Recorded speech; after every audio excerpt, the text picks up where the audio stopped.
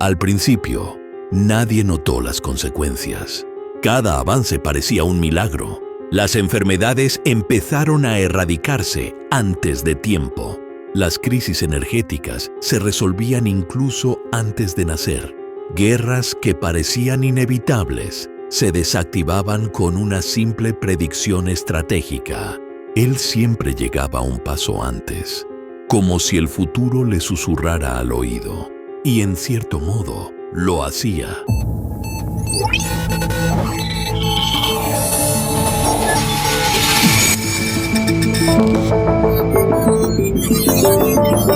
Pero el tiempo no es una línea recta, es un sistema frágil, una red infinita de causas y consecuencias que no tolera ser forzada sin cobrar su precio. La primera señal fue pequeña, casi insignificante. Un científico que nunca nació, un descubrimiento que nunca ocurrió porque ya no hacía falta, una generación entera que dejó de aprender a resolver problemas porque él ya los resolvía por ellos. El progreso se volvió dependiente. La voz en su cabeza lo sabía. Se lo advirtió, tarde y bajo, como un susurro incómodo que prefería ignorar. Cada corrección que hacía al presente alteraba miles de futuros posibles. Cada decisión correcta cerraba caminos que jamás podrían volver a abrirse. El efecto mariposa empezó a desplegar sus alas. Donde había evitado una guerra, surgieron conflictos más abstractos, más difíciles de detectar, colapsos sociales silenciosos, culturas enteras que perdieron su identidad, sociedades incapaces de adaptarse sin una mente que pensara por todas ellas. La humanidad avanzaba más rápido, pero era más frágil que nunca. Entonces llegaron las anomalías. Personas que recordaban hechos que nunca ocurrieron. Ciudades con mapas que no coincidían con la realidad. Registros históricos que se reescribían solos, como si el pasado estuviera intentando corregirse. El tiempo estaba reaccionando. Y lo peor llegó cuando comprendió la verdad. El futuro del que había traído el traductor no era un futuro próspero, era un futuro desesperado.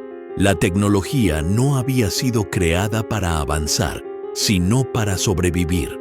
Él no había sido elegido al azar en aquel cine. Había sido una variable, un experimento. Cada uno de sus éxitos había retrasado un colapso, solo para hacerlo más grande. Las catástrofes que evitó no desaparecieron, se acumularon, se comprimieron. El tiempo, incapaz de liberarlas poco a poco, estaba preparando algo peor. Una corrección masiva, un reajuste, un futuro donde no fallaría una ciudad, fallaría el mundo entero. La voz, por primera vez, dudó. No estaba previsto que entendieras esto tan pronto, admitió, y entonces él lo comprendió todo. No era el salvador, era el detonador. El mayor problema no era lo que había cambiado, sino lo que ya no podía volver a cambiar. Y mientras caminaba de nuevo frente al cine, sintió algo que no había sentido nunca desde aquel primer viaje. Miedo real. Porque por primera vez, el futuro no tenía respuesta. La catástrofe no llegó con un estruendo, sino con susurros que rompían la realidad. Una pareja celebraba su aniversario. Él recordaba haberse declarado en un café. Ella, en una biblioteca que nunca existió. Un chef condecorado olvidó el sabor del pan. Un conductor de autobús vio a un pasajero fantasma en su retrovisor. En el Museo Nacional, una historiadora gritaba ante una vitrina vacía que solo ella recordaba llena. Un padre vio a su hija parpadear a través de las edades en un segundo. El reajuste era la aniquilación de la coherencia. Las noticias informaban sobre vacíos conceptuales, gente olvidando palabras como esperanza, y él, el detonador, observaba, preguntándose cuándo se borrarían sus propios recuerdos. El colapso se aceleró. En las escuelas, los niños lloraban porque 2 más 2 a veces sumaba a azul. Los gobiernos emitieron comunicados, pero las palabras se deshacían en el aire. El concepto de autoridad se desvaneció. La gente intentó resistir. Escribían frenéticamente sus biografías, pero la tinta se borraba sola. Las fotografías digitales se corrompían. En una sala de conciertos, un violinista interpretó a Bach como un último desafío, pero la audiencia solo escuchó ruido.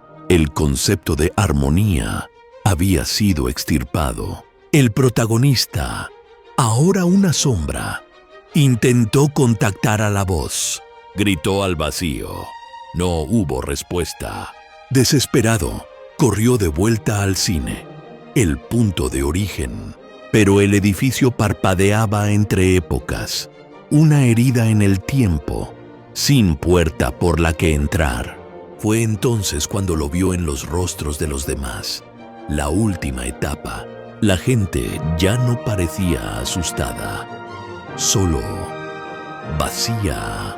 Sus ojos ya no buscaban respuestas, eran ecos.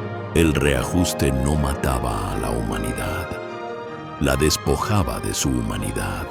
De pie, frente al cine parpadeante, él comprendió la verdad final.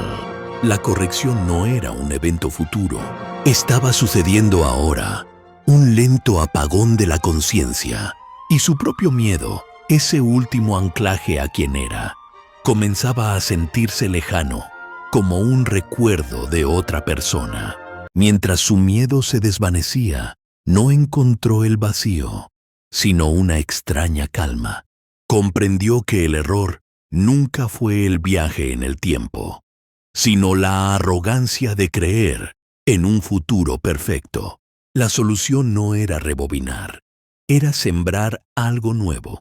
No podía restaurar los millones de recuerdos perdidos, pero quizá podía crear uno nuevo, uno tan fundamental que la realidad misma pudiera usarlo como ancla.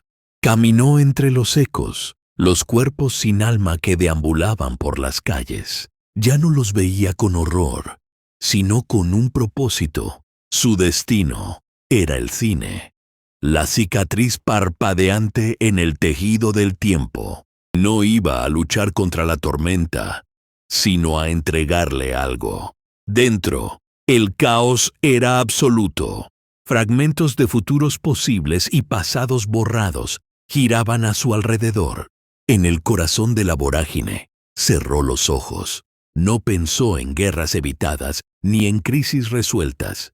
Dejó ir sus propios recuerdos, su nombre, su rostro, y proyectó una sola cosa, no un evento, no una persona.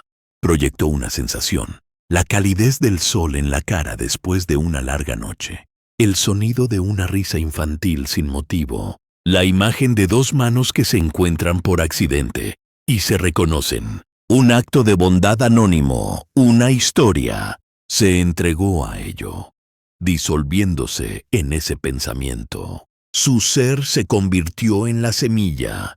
Afuera, la ciudad seguía en silencio. Pero entonces, 2 de los ecos chocaron por accidente. Por un instante, solo un instante, se miraron, y en sus ojos vacíos, un parpadeo, una pregunta, un comienzo. El mundo no había sido salvado. Había recibido una nueva oportunidad de escribirse a sí mismo.